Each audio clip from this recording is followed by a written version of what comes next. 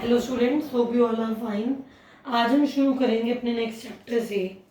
हमारा next chapter है mechanical properties of solids. इससे पहले जो हम लोगों ने चैप्टर किया था वो था ग्रेविटेशन, और अपना जो ग्रेविटेशन चैप्टर हुआ है उसकी अच्छे से तैयारी कर लीजिए, उसे अच्छे से पढ़ लीजिए। उससे रिलेटेड जो मैंने न्यूमेरिकल्स डिस्कस किए हैं, कुछ न्यूमेरिकल मैंने आप लोगों को रिटर्न में भी सेंड किए हैं, तो उन्हें अच्छे से पढ़ लीजिए, अच्छे से देख लीजिए, ताकि क्योंकि मैं थोड़े टाइम बाद उस चैप्टर का टेस्ट लूंगी और मैक्सिमम नंबर ऑफ स्टूडेंट को वो टेस्ट देना मैंडेटरी है, सबको टेस्ट देना है, इंपॉर्टेंट है। आज हम शुरू करते हैं नेक्स्ट चैप्टर से। नेक्स्ट चैप्टर है हमारा mechanical properties of solids. Mechanical property of solids में हम बात करते हैं कुछ बेसिक टर्म्स की, कुछ बेसिक टर्म्स जो इस यूनिट से, इस चैप्टर से रिलेटेड है। पहली टर्म है इलास्टिसिटी। क्या होती है elasticity? The property by virtue of which the body comes back to its original size and shape when forces are removed. यहां पर आप कर लीजिए द बॉडी, बुक में कुछ दिक्कत रही होगी। The property by virtue of which the body comes back to its original shape and size when the applied forces are removed। कहता है बॉडी में एक ऐसी प्रॉपर्टी पाई जाती है जिसमें अगर हमने कोई फोर्स जो अप्लाई किया है, उस फोर्स को छोड़ दिया जाए, उस फोर्स को हटा दिया जाए, तो वो बॉडी वापस अपनी पहले वाली कॉन्फ़िगरेशन में, कॉन्फ़िगरेशन यानी कि उसकी पहले वाली शेप, उसके पहले वाला साइज, उसके पहले वाली वॉल्यूम, वो चीज वो एक्वायर कर लेती है। इलास्टिसिटी क्या है? वो प्रॉपर्टी है बॉडी की जिस प्रॉपर्टी की वजह से जो बॉडी है वो अपनी पहले वाली, जब फोर्सेस उस पर नहीं लगाए गए थे, जब उस बॉडी पर फोर्सेस अप्लाई नहीं किए गए थे, तो जो उसकी शेप थी, जो उसकी साइज थी, जो उसका वॉल्यूम था, वो वही चीजें एक्वायर कर लेती है जब उन फोर्सेस को हटा दिया जाता है। इस फिनोमिना को, इस टर्म को इलास्टिसिटी कहा जाता है। ठीक है। नेक्स्ट टर्म है डिफॉर्मिंग फोर्सेस। डिफॉर्मिंग फोर्सेस कौन से होते हैं? डिफॉर्मिंग फोर्सेस क्या होते हैं? The forces which changes the configuration of body. ऐसे फोर्स जो बॉडी की कॉन्फ़िगरेशन चेंज कर देते हैं, उन्हें डिफॉर्मिंग फोर्स कहा जाता है। The forces which changes the configuration of body. ऐसे फोर्स जो बॉडी की कॉन्फ़िगरेशन जो है वो चेंज कर देते हैं, उन्हें डिफॉर्मिंग फोर्स कहा जाता है। अगेन कॉन्फ़िगरेशन का मतलब है लेंथ हो गई, शेप हो गई, साइज हो गया, वॉल्यूम हो गया, ये सब चीजें। ठीक है। जो बॉडीज हैं उनको ब्रीफली दो पार्ट्स में या दो टाइप्स में डिवाइड किया जाता है। जो बॉडीज हैं उन्हें ब्रीफली दो पार्ट्स में डिवाइड किया जाता है। बॉडीज के नाम है भाई परफेक्टली इलास्टिक बॉडी और परफेक्टली प्लास्टिक बॉडी।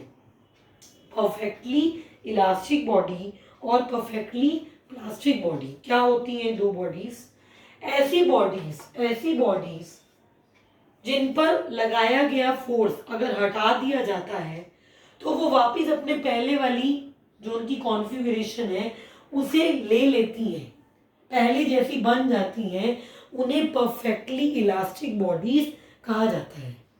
ऐसी बॉडीज जिन पर अगर लगाया गया फोर्स हटा दिया जाता है और वो पहले जैसी जो उनकी शेप थी, उनकी जो साइज था, उनकी जो वॉल्यूम थी, उन्हें एक्वायर कर लेती हैं, वो परफेक्टली इलास्टिक बॉडीज कहलाती हैं। परफेक्टली प्लास्टिक बॉडीज कौन सी होती हैं? परफेक्टली प्लास्टिक बॉडी कौन सी होती हैं?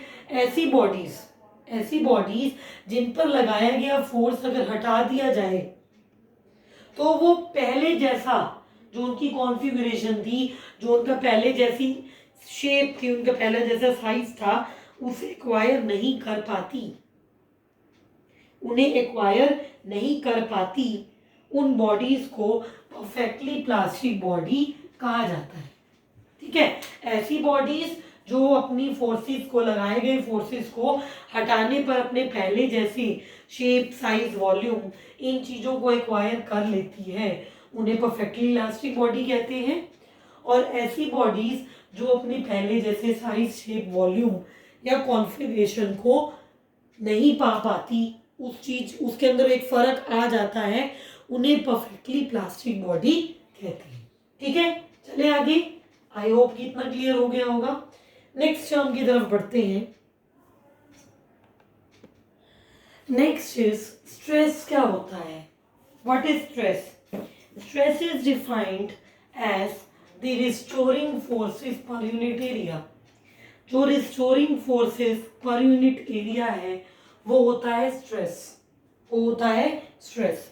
अब यहाँ से आप लोगों के लिए एक नई टर्म आई कि रिस्टोरिंग फोर्स क्या है। रिस्टोरिंग फोर्स क्या है? हमने कहा हमने अपनी बॉडी पर फोर्स लगाया, हमने अपनी बॉडी पर फोर्स लगाया, ठीक है, और उस फोर्स ने बॉडी की कॉन्फ़िगरेशन को चेंज भी किया। अब होता क्या है? होता क्या है, जब किसी बॉडी पर कोई फोर्स लगता है, when the force act on the body, जब किसी बॉडी पर फोर्स लगता है तो एक उस बॉडी के अंदर एक इंटरनल रिस्टोरिंग फोर्स जो है वो डेवलप होता है। उस बॉडी के अंदर एक इंटरनल रिस्टोरिंग फोर्स डेवलप होता है। इंटरनल रिस्टोरिंग फोर्स एक ऐसा फोर्स है जो अपोज करता है लगाए गए फोर्स से होने वाले चेंज को। रिस्टोरिंग फोर्स, फिर से सुन लीजिए, रिस्टोरिंग फोर्स एक ऐसा फोर्स है जो हमारे द्वारा किसी भी बॉडी पर लगाए गए फोर्स को अपोज करता है। The force which opposes the change, एक ऐसा फोर्स जो किसी चेंज को अपोज करता है, जो चेंज होने वाला है हमारे द्वारा लगाए गए फोर्सेस से, उन्हें रिस्टोरिंग फोर्स कहा जाता है। हमारा जो स्ट्रेस है वो होता है रिस्टोरिंग फोर्स पर unit area. Stress is the restoring force पर यूनिट एरिया। स्ट्रेस की जो एसआई यूनिट है वो है न्यूटन पर मीटर स्क्वायर। स्ट्रेस की जो एसआई यूनिट है वो है न्यूटन पर मीटर स्क्वायर और सीजीएस यूनिट है डायन पर सेंटीमीटर स्क्वायर। स्ट्रेस की जो एसआई यूनिट है वो है न्यूटन पर मीटर स्क्वायर और सीजीएस यूनिट है डायन पर सेंटीमीटर स्क्वायर। स्ट्रेस का जो डायमेंशनल फॉर्मूला है वो है ml पावर -1 T-2। स्ट्रेस का जो डायमेंशनल फॉर्मूला है वो है ml-1 T-2। ठीक है, तो स्ट्रेस क्या है? रिस्टोरिंग फोर्स पर यूनिट एरिया जो है वो स्ट्रेस कहलाता है। रिस्टोरिंग फोर्स पर यूनिट एरिया स्ट्रेस कहलाता है। इसकी एसआई यूनिट न्यूटन पर मीटर स्क्वायर है। इसकी सीजीएस यूनिट डायन पर सेंटीमीटर स्क्वायर है और इसका डायमेंशनल फॉर्मूला ml-1 T-2 है। ठीक है, हो गया, स्ट्रेस आ गया सबको समझ। नेक्स्ट है स्ट्रेस की टाइप्स। क्या क्या टाइप्स होती है स्ट्रेस की? पहली टाइप है नॉर्मल स्ट्रेस। पहली टाइप है नॉर्मल स्ट्रेस। कहता है when the deforming forces act normally on the body, when the deforming forces act normally on the body, then restoring force per unit area is known as normal stress। कहता है जब किसी body पर deforming forces normally लगाए जाते हैं, जब किसी बॉडी पर डिफॉर्मिंग फोर्सेस या फोर्सेस, कंफ्यूज मत करना, डिफॉर्मिंग फोर्सेस का मतलब वही है ऐसे फोर्स जो बॉडी को हम लगा रहे हैं, ऐसे फोर्स जो बॉडी की कॉन्फ़िगरेशन को चेंज करते हैं या कर सकते हैं।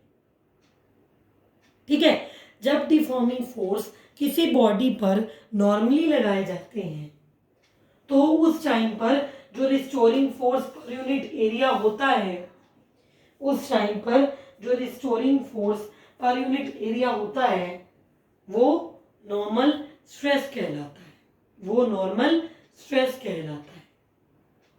ठीक है, तो क्या हो गया normal stress? When the deforming forces act normally on the body then restoring force per unit area is normal stress. Then restoring force per unit area is normal stress. चले आगे, नेक्स्ट टर्म पर बढ़ते हैं हम लोग।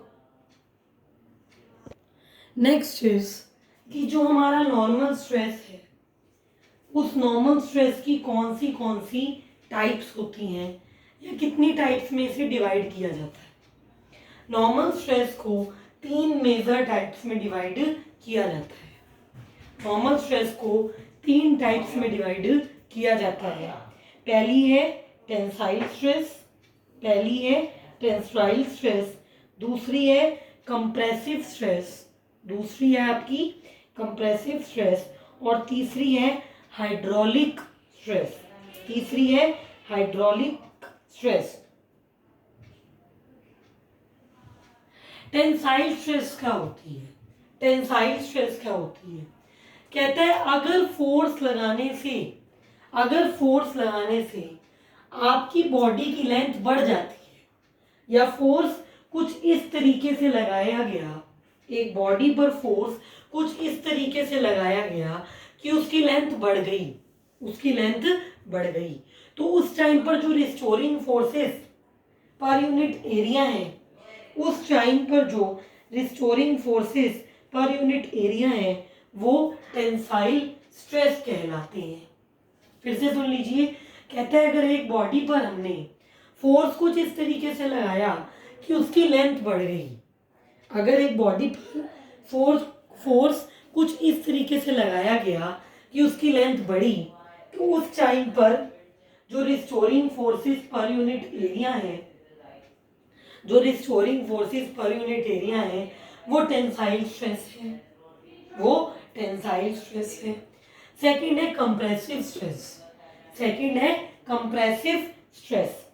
अगर forces कुछ इस तरीके से लगाए गए, फोर्सेस कुछ इस तरीके से लगाए गए कि जो बॉडी की लेंथ थी वो घट गई, अगर फोर्सेस कुछ इस तरीके से लगाए गए कि बॉडी की लेंथ घट गई, तो जो restoring forces per unit area है, जो restoring forces per unit area है वो कंप्रेसिव स्ट्रेस कहलाते हैं।